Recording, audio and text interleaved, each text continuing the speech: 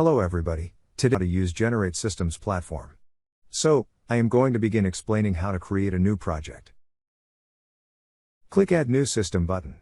For adding a new project, you must fill in all system information, such as system name, system layout, row per page, the theme of the system, menu type, and workflow. For system name, enter your system name. I will write Mobile Store. Then select the direction of the system you'd like to make, either right to left or left to right. Here I will use left to right for my system.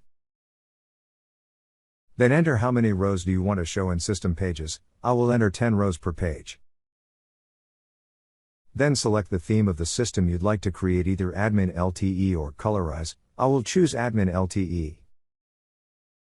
Then select the menu type of the system you'd like to make. You have here two options, either Basic or Advanced. I will choose Advanced menu.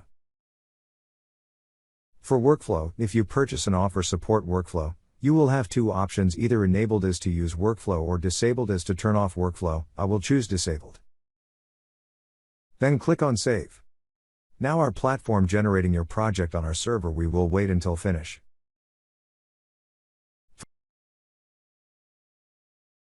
For making sure the project has been saved successfully, it must be appearing here. To complete the project, go to the next tutorial. Thank you for watching.